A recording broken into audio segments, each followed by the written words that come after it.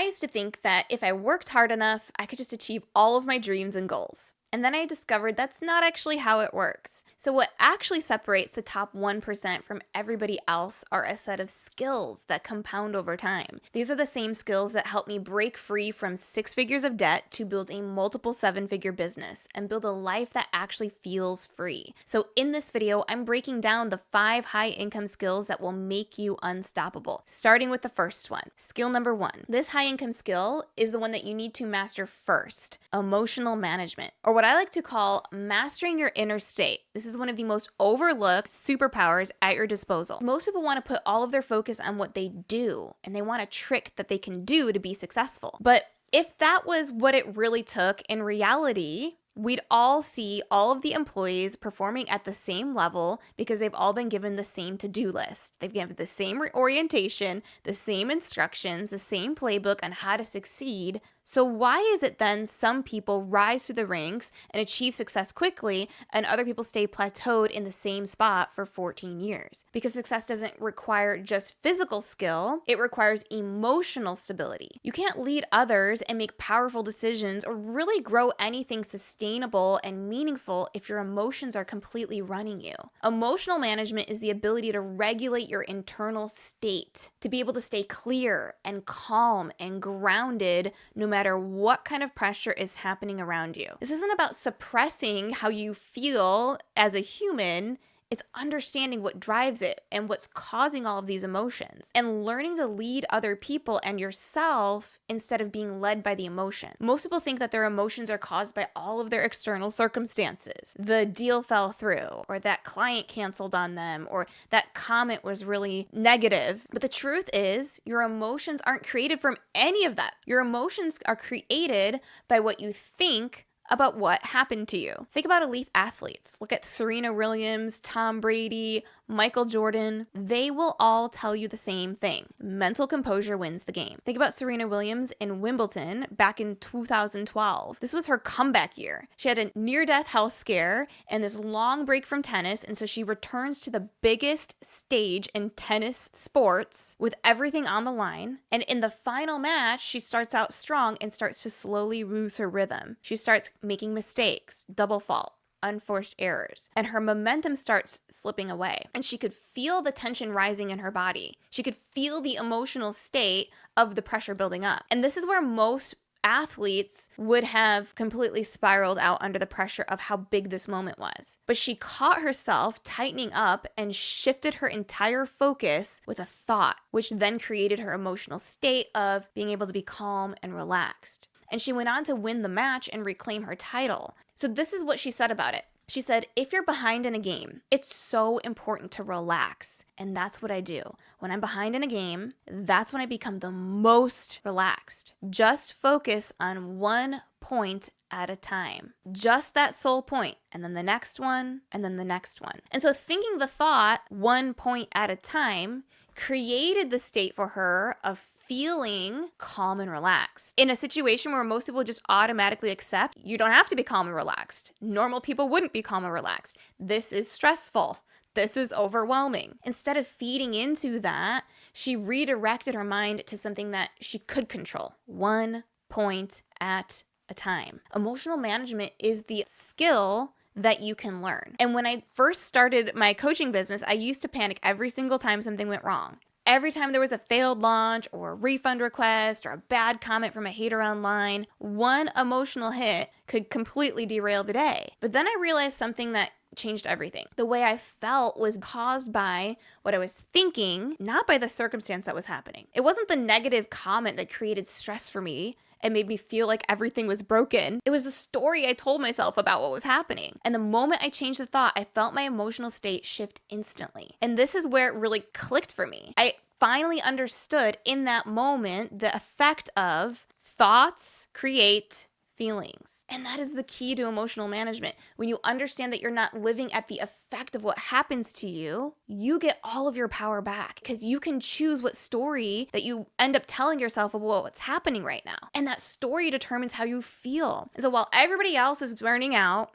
and everybody else is quitting and everybody else is overwhelmed, they can't handle the stress, and the emotional discomfort feels heavy and they're blaming it on everyone else around them, people who master their emotional management stay calm under pressure. They don't waste their time fighting with their emotions. They recognize them and then they control them. This is what causes them to be able to outlast everybody else. When most people quit because of frustration, the emotionally intelligent ones keep showing up, and that's the real competitive advantage. So the next time something triggers you, a rejection, a stressful email, I want you to pause for 5 seconds and ask yourself, what thought is this making me feel right now? And then I want you to reframe the thought. Instead of thinking, well, everything's broken, what about it's not broken? It's just data showing me how to make it stronger. Even one new small thought can immediately shift and change how you feel in the moment. And then over time, it'll completely rewire how you respond to pressure altogether. Skill number 2. The second high-income skill that you need to learn is focus. This is the ability to direct your attention with precision in a world that completely profits from your distraction. Because the top 1% don't manage time, they manage attention. Why? Because time is a limited resource. We all get capped at the same 24 hours in a day. But attention is leverageable. And people who have the skill of focus are able to leverage their attention in those same 24 hours, and they achieve so much more than 99% of people. Focus isn't just about eliminating distractions, it's about mastering what deserves your attention in the first place. In fact, it reminds me of George Lucas, the creator of Star Wars. In 1962, when Lucas was just 18 years old, he was nearly killed in a car accident. He had planned to become a professional race car driver, but just before his high school graduation, Lucas was nearly killed in an accident with his car. He was driving a Fiat Bianchina, and another driver broadsided him, and his car was flipped and wrapped around a tree, and Lucas was thrown clear just before the car exploded. And the crash left him hospitalized for months and months and months at 18 years old. This was a near-death experience for Lucas. And it ended his dreams of becoming a professional race car driver. And so while he was recovering at the hospital, he decided to pursue his interest for cameras and film. And so what happened with this accident was it completely changed his focus. He later said that he began seeing life through a lens, literally and metaphorically. He started realizing that where you place your attention completely shapes the world that you create. And he created an entire industry around his one focus. He literally believed so strongly in the skill of focus that it's a line in the movie, The Phantom Menace. In the movie, the character Qui-Gon Jinn says, "Your focus determines your reality." And when I worked as a dietitian in clinical practice, I remember being busy all of the time, feeling rushed all day, back-to-back consults, charting, doing all of these follow-ups, and I just felt like I was running around with lots of busy work. And from the outside, it looked like I was being so efficient that I was just getting so much done, but on the inside, I didn't have any focus. And so I'd start a note, and then I'd get distracted by an email that would pop up, or someone would call my office and they'd need me to come to a meeting, or I'd open up another tab, and then I'd try to remember where I left off. And by the end of the day, I was completely drained, I was completely exhausted, and I was wondering why it felt so hard to get everything done. See, the reality was I wasn't running out of time, I was running out of focus. And I remember reading a book from Cal Newport called Deep Work. And in this book, there was a line that really resonated with me. He said, "The ability to perform deep work is becoming increasingly rare. At the same time, it is becoming increasingly valuable." You see, my problem wasn't lack of effort, it was just lack of focus. And Cal Newport calls this shallow work. This is where all of the non-cognitively demanding logistical tasks live. Often, we're busy doing all of these low cognitive load tasks, avoiding the high cognitive load tasks. And so these efforts tend to not really create much new value in the world, and they're not really moving our life forward. They're just easy to replicate, and they keep us on the hamster wheel. And so he defines deep work as professional activities performed in a state of distraction-free concentration that push your cognitive capabilities to their limit. And these efforts create new value, improve your skill, and they're very hard to replicate. See, most of us don't ever practice doing deep work in our lives. We don't go into focused thinking. We go to work, and then we do all of the busy tasks, and we spend 90% of our time on shallow work. And then we say we have all these years of experience working on the job, but in reality, we're not actually advancing our skills on the job, we're not advancing our thinking or getting better or even improving our results. It's like we're living the same week on repeats at the job, and we call it years and years of experience. And so deep Deep work is the opposite of that. Deep work is what happens when you focus on improving your cognitive capabilities and your thinking. When you are able to sit down long enough, distraction-free, and just focus your brain on a problem, your brain has no choice but to start building new solutions for you. This is why most people avoid it, because deep work, deep thinking is hard work. And here's the problem. Most of us haven't spent enough time in deep work with deep thinking, obsessing over other people's problems and figuring out solutions to their problems. Because the only problem that we're really intimately familiar with is our own. So stop focusing on how you can get solutions to your problems and start focusing on solutions to other people's problems. There's a solution. And when I started testing this, when I really got intentional with my focus and I did deep work, I created deep work blocks, which is essentially 90-minute windows of full concentration on researching the problems that people have out in the marketplace. The more that I trained my focus, the more my brain adjusted, and I started generating ideas for my first health coaching offer, and then figured out what of that offer would really speak to the experiences of people that they're going through right now. And I started chaining my focus to see things I couldn't see before with deep work. Deep work is a muscle that you can train. It's such an important high income skill because focus is the greatest equalizer out there. Meaning you don't have to be the smartest or the most experienced. Like, you just have to stay locked in on what matters and focus on solving the problems of other people longer than everybody else. If you do that, you will outperform them. Skill number 3, this is the third high income skill that you need to master.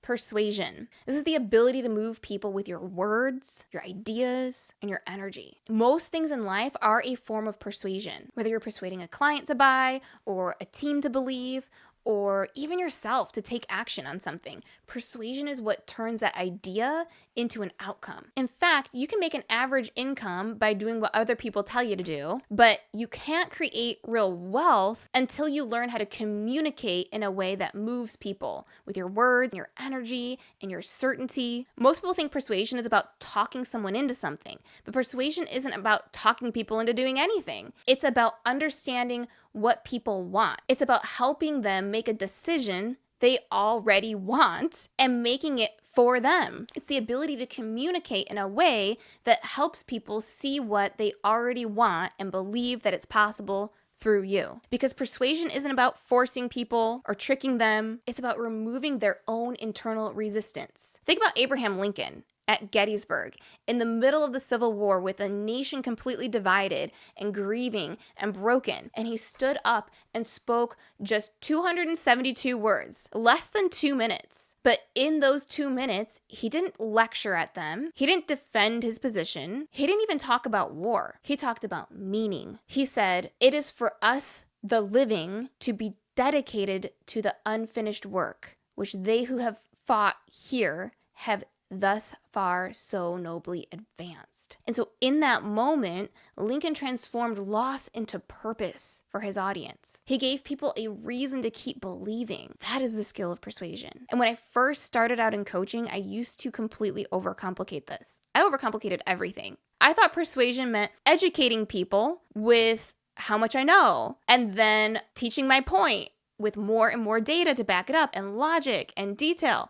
But instead of inspiring confidence, it completely overwhelmed people and they always inevitably tuned out. And so one day I started to study the skill of persuasion and I realized people don't buy because they understand you, they buy because they feel you understand them. And so I started doing way less talking and way more listening. Instead of trying to convince people, I just got curious about what they actually wanted. And I started to ask better questions. And guess what happened as a result? Conversations became easier. Sales calls stopped feeling like high pressure for me. And then the best part is people started saying things like, "It feels like you get me." This is when I realized persuasion isn't about the perfect words. It's about really paying attention to what other people want and obsessing over getting them what they want. Because people don't follow the best speaker in the room. They follow the one who makes them feel seen and heard and understood. So here's how you start mastering persuasion today. Number 1, lead with empathy.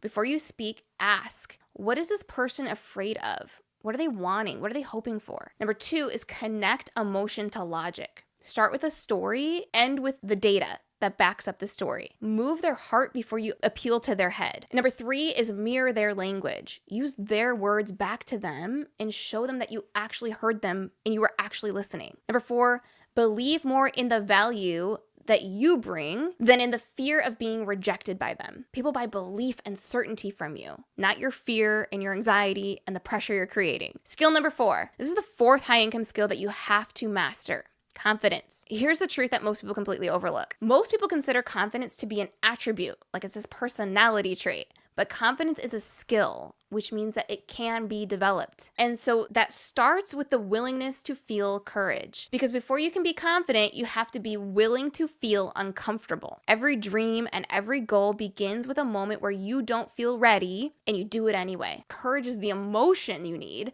that actually starts the engine of confidence. Most people think confidence is the result of success. Like, when I win, then I'll feel confident, but that's completely backwards.